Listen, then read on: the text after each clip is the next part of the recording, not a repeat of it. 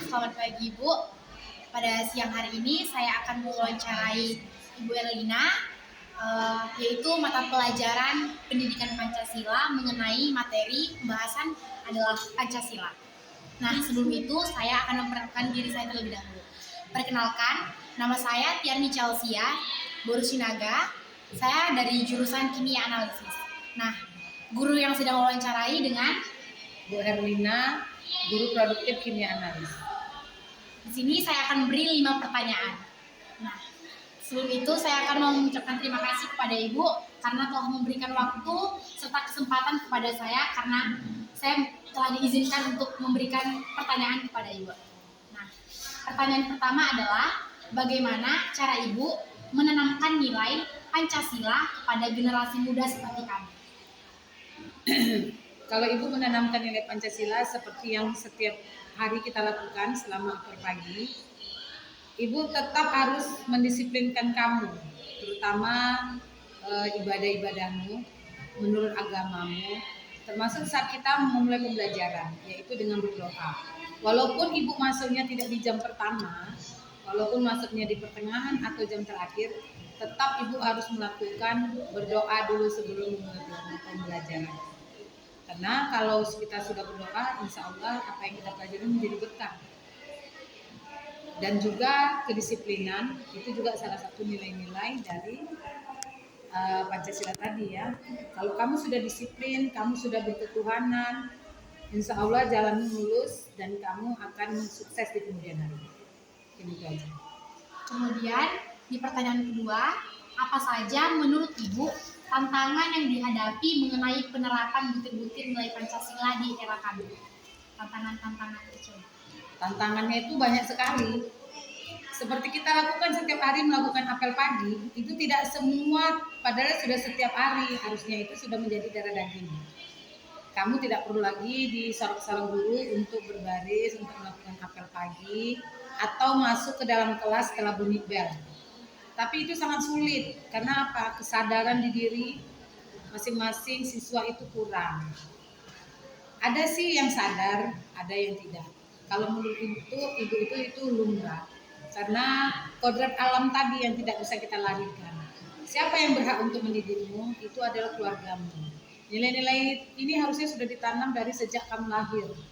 Siapa yang berhak menanamnya? Yaitu kedua orang tuamu, lingkungan rumahmu. Tapi kalau seandainya tetap tidak tertanam, berarti itu dipertanyakan dari rumahmu. Makanya apa yang mau kita buat, yang kita tindak semuanya harus disesuaikan dengan keadaan orang tua. Harus kita pertimbangkan, jangan sampai kita punya istilah mencoreng arang di wajah orang tua. Jadi memang itu semuanya dari kodrat alam. Jadi sebenarnya kesusahan itu sudah dibawaan dari badanmu. Waktu saat kamu kecil kurang mungkin orang tua untuk nyinyir atau untuk sekedar memberitahu, mengingatkan. Jadi ya akhirnya ditambah lagi dengan lingkungan, jadi susah untuk ditanamkan. Mungkin itu aja jawabannya. Kemudian pertanyaan yang ketiga, menurut Ibu, mengapa di dalam kurikulum Merdeka sangat ditekankan adanya pelajar Pancasila? Pelajaran seperti yang kita ketahui, itu kita punya 6 ya profil pelajar Pancasila itu. Di situ ada berketuhanan, kreatif, inovatif, kolaborasi, kerjasama, bergotong royong, banyak lagi ini ya.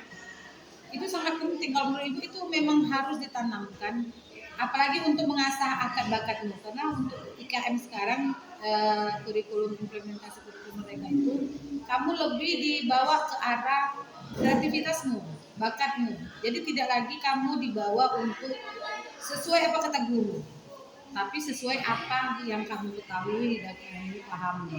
Dari situ nanti akan keluar bakat-bakatmu dan nantinya kamu setelah tamat kamu sudah mengetahui pada posisi mana saya seharusnya, harus bagaimana saya seharusnya. Nah, kemampuan kamu maunya seperti apa? Gitu.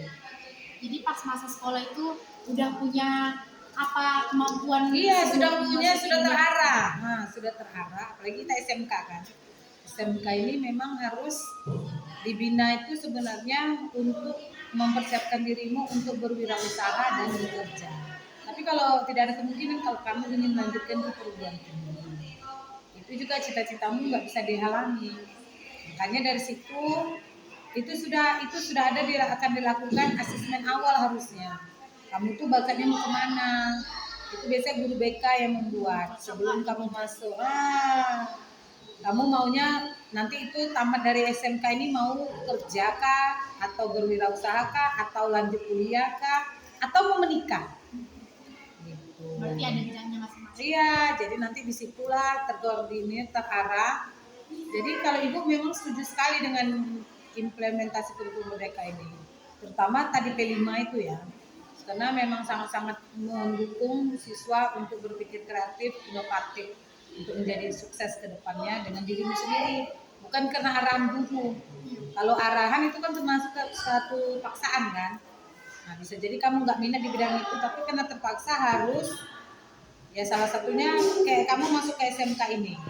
Kayak kira kamu itu masuk ke SMK ini karena ikut teman kah, atau memang kemauan, atau paksaan orang tua, Ajakan dari orang tua. kan? Tapi setidaknya harus kamu pahami juga, orang tua berbuat begitu karena ingin anaknya maju di kemudian hari. Pasti ada sebabnya. Oke. Kemudian pertanyaan yang keempat, menurut Ibu apa saja faktor yang menyebabkan lemahnya nilai-nilai Pancasila di generasi kami? Kalau menurut Ibu itu tadi faktor kamu tuh cuek, nggak merasa peduli dengan lingkungan. Nah, tadi kodrat alam tadi sangat mempengaruhi. Sudah terbiasa di keluarga mungkin dibiarkan saja. Kalau kamu yang tadi 5S itu, 5S itu senyum, sapa, salam, sopan, santun.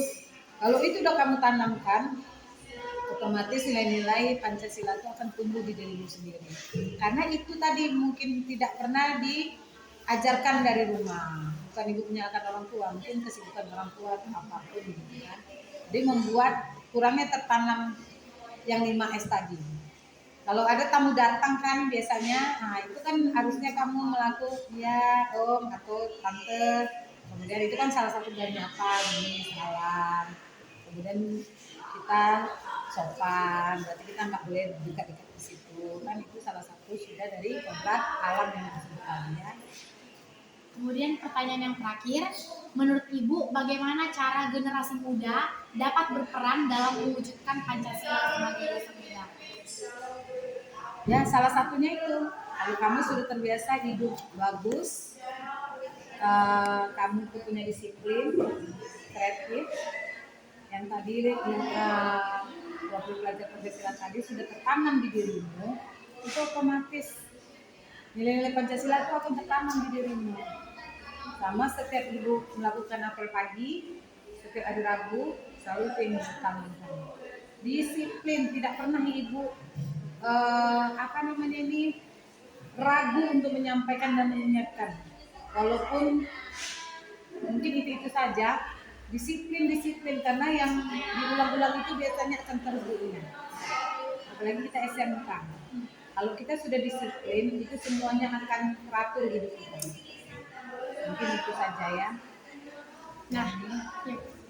Nah, dari wawancara saya dan Ibu Erlina, saya mengambil kesimpulan bahwa di setiap generasinya pasti selalu ada tantangan-tantangan buat generasi, buat para guru-guru untuk mengajarkan atau menanamkan nilai-nilai Pancasila di generasi saat itu juga.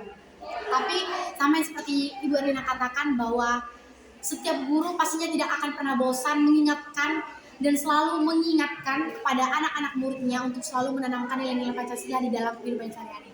Nah, jadi buat teman-teman, mari kita tingkatkan lagi rasa kesadaran diri kita tanamkan nilai-nilai Pancasila di dalam kehidupan kita bantu guru-guru, kita bantu kedua orang tua kamu supaya kita menjadi generasi-generasi muda yang dapat membanggakan bangsa dan negara.